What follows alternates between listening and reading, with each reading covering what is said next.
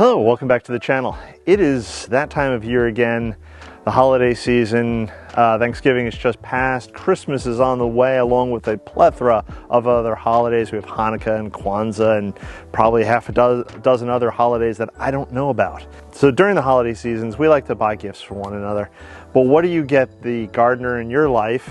Or perhaps maybe you're interested in getting into gardening yourself.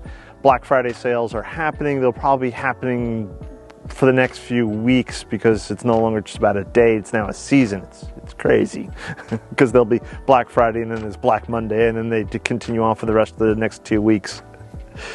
All that being said, I'm just going to try to throw out some ideas of stuff that I have around the garden, tools that I've used, and you can then decide what you'd like to get or where you'd like to buy it. I'm not sponsored by any particular channel or any website, so if I throw out a company name or a website, it's just because that's the first thing that comes into my mind, not because I'm sponsored by them. So again, nothing here is sponsored. Again, these are just a lot of the tools and websites I've gone to buy things. First up, one of the simplest gifts that you can probably get a gardener is a knife. They are indispensable in the garden, but there are a ton of different varieties and types out there. So I'm going to talk about a few of the knives that I have and why they would make good gifts. First up, pruning knife. Pruning knife? Yes, pruning knife. So it's a small curved blade like this, and you can use it for various pruning tasks around the garden. This one is made by Opinel. Opinel, again, not sponsored. I think I got this one at Amazon, and it's good, again, for various pruning tasks. Simple knife. Opinel is an old company. I think they've been making knives in France since forever. Sometime back in the 1800s. I also have another one of their knives here because they come in a variety of knives. And this one is more of a simple pocket knife. Now these knives are not great for cutting open plastic bags of mulch or soil. The blades on them are kind of thin. But if you needed to trim a little of the bark off of a cutting, perfect knife for that. They have a nice fine edge on them. If you're, again, taking cuttings and maybe you just wanted to cut the leaves off and just a little bit, boom, perfect knife for that. It's a good general purpose knife. The next up would be, speaking of general purpose, would be just any $5 or $10 knife that you get on Amazon. This one again is, well, this one's made by Schrade. I think this was I know this was a gift from one of my relatives, and this is again a very good general purpose knife. You can cut bags of dirt open with this, mulch, that kind of thing. The blade on it is okay, but again, it's a general purpose knife. I use it in the garden and I sharpen it often because the blade does get quite dull as you cut open bags of soil. Knife doesn't have to be, especially in the garden, doesn't have to be expensive. And many times I don't think you would want a $200 knife to be working in the garden because I know at least me, I would destroy the blade in a short order of time. So a cheaper knife would be absolutely fine. Use it for cutting open the bags of mulch, use it for cutting open bags of soil. Use it for maybe slicing open a plastic pot if there's a plant that's in it that's root bound, and then if the knife wears out in a few years, you could throw it out, or you could just, again, it doesn't need to be surgically sharp to do many of the general tasks that a gardener might be doing around the garden. And speaking of Opinel, I think that's how you pronounce it, Opinel. Next up would be their, or again, you don't have to get their brand, but a good pruning saw. And I find this pruning saw very good.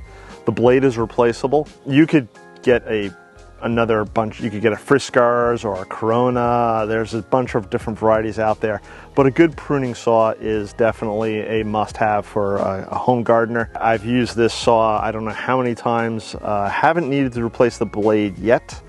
But who knows, one day I might have to. And again, Opinel's, I can replace the blade on. You can find these again on Amazon if you look around, probably a few other websites.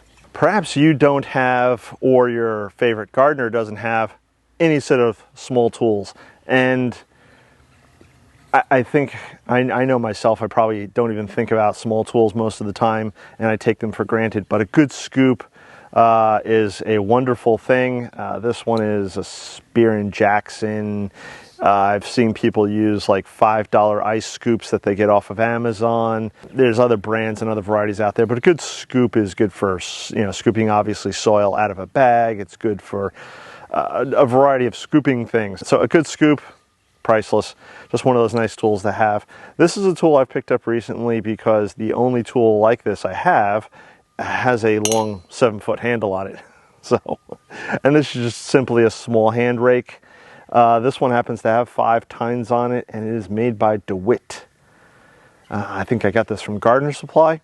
Again, you could search the interwebs, high, low, Amazon, Gardener Supply, probably a few others I've seen DeWitt on. They have a 3-tine one. This is a 5-tine.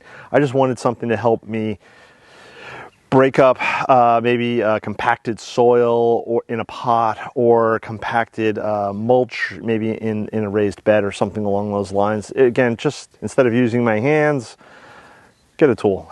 So something simple and not very expensive. Now the next tool I'm going to talk about can get a little expensive, and I would suggest maybe spending a little bit more money on this tool simply because better quality, it will last you longer, and it's a worthy investment, and that would be a Hori knife.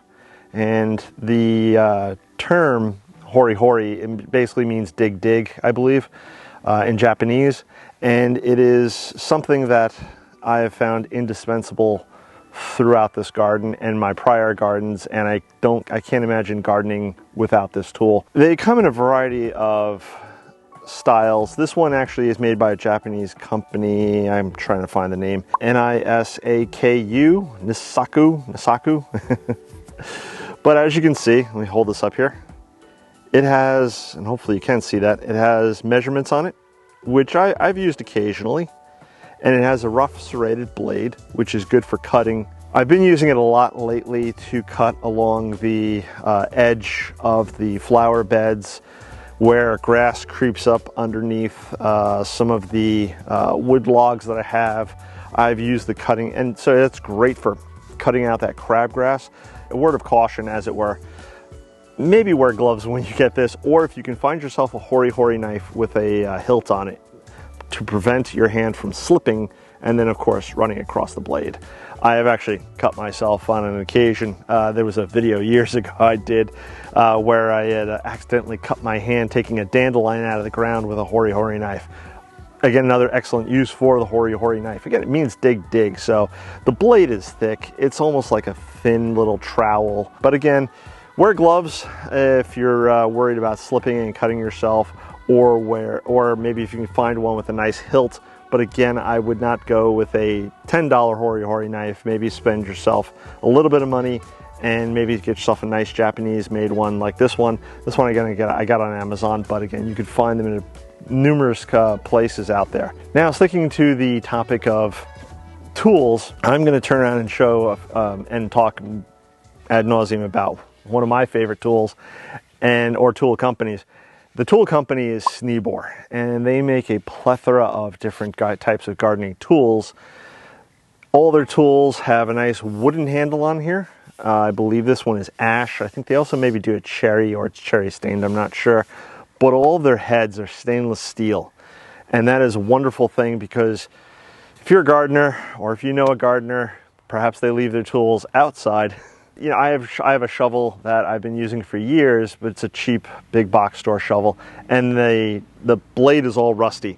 It's not going to last me much longer in that kind of condition, and eventually the blade will break or bend because again, it's cheap sheet steel and it rusts. The Sneebor tools, again, made from stainless steel, and for instance, like this one here, this shovel has, it's hard to tell on the camera, but it's a pretty thick blade, and it is not going to bend.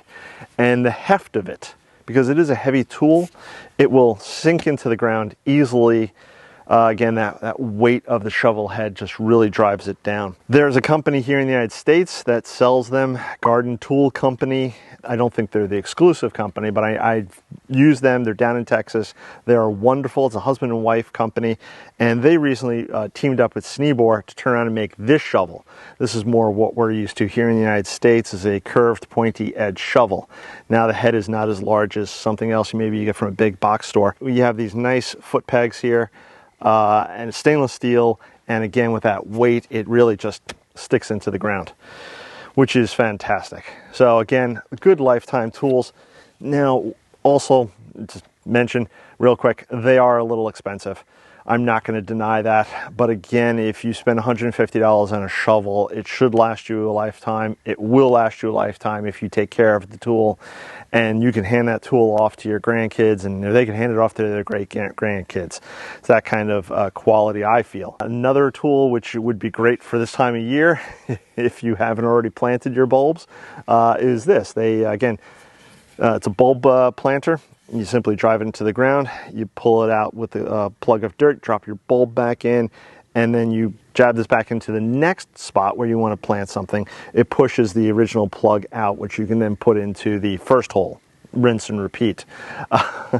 But nice big handle, and again, stainless steel throughout, which again is just awesome, and it makes the tools last a lifetime. If you'd like to get your loved ones a gift for the holidays and you want to get them a Sneeboard, but you don't want to spend $150 on a shovel, you could turn around and maybe get them a smaller spade here. And this is great if you're kneeling on the ground and you're just digging something out and you just need that extra bit of leverage, or if you're in a raised bed kind of situation, you don't need a 4 or 5 foot tall handle. So again, stainless steel, brass rivets, last you a lifetime if you love it. In fact, I'm feeling this one right here. It's I've been using this all year, and the handle's feeling a little dry, so I know I need to do some tool maintenance, and I'll give that a coating of linseed oil this upcoming week. In fact, I'll probably do a video on that soon. This one here is a simple little trowel. It's flat, again, stainless steel, nice ash handle, good for digging in the ground. It is not great for scooping because the blade is flat, but if you have fairly loose soil and you just want to pull it back to put in whatever you want, this is a great tool. I've used this one for years now. I've owned them for a few years, and just fantastic. Sneeboard, can't say enough about them. And let's just move on with the next stuff. So the next thing I'm going to mention here in my list of long things going on, gloves. I have two types of gloves here. These are mechanics. It's a brand name, but they have a nice leather palm on them. They have a fabric back, which allows your hands to breathe. They are a little on the expensive side, and you can find cheaper gloves, or you can even still find these on Amazon on sale sometimes. But they hold up pretty well to a good beating. I find them comfortable to use and wear. You don't have to get this brand. You can get anything. Gloves are just a good thing for any gardener to have. This variety is all leather, and there's no brand name to this, but they're just a good, strong set of leather gloves. And I use these generally when I'm trying to pull up a lot of the vines that I have around here that have thorns on them, or if I'm doing anything with heavy branches, that kind of thing. Something that, again, might kind of stab me through a softer glove, but it won't get through the thicker gloves. Gloves, can't go wrong with giving a gardener a gift of gloves. Next on the hit parade, and just something I have laying around, all these tools I really have laying around, it's just tools that I've collected over the years. This one is just a soft rubber bucket, and they're made by a company called Tub Trugs, or also I think another company called Red something or other. If I remember the name, I'll put it here, but Tub Trugs is typically the name. This is a great gift because they're soft, they're flexible. You can put anything you want in them, and they come in a variety of different styles. Some of them are more open basket styles, some of them are larger. This is sort of like a mid-sized 3-gallon range. You could put produce in them, soil. You can go to the beach with them if you wanted to. You could do whatever. They're a good general purpose bucket to have around the garden. The next item I'm going to talk about is watering. You can't go wrong with watering or watering cans. I prefer, and I've used over the years, several different types of watering cans. One of the brands that I've used that I like is Hawes. This one is a small watering can I use for watering seedlings, small pots. It has this nice little indentation. I can take the head on and off so I can water my plants. There you go. Something larger that I picked up this year is this 1 gallon. There you go. And it's a good general purpose watering can. Now, Hawes are made over in the UK. It's a company that started off making watering cans, and they still make watering cans today, and they've pretty much perfected the design over the years. They're made from galvanized metal. They're coated in an enamel here, and they come in a variety of colors. They have different heads. All the heads are made out of brass.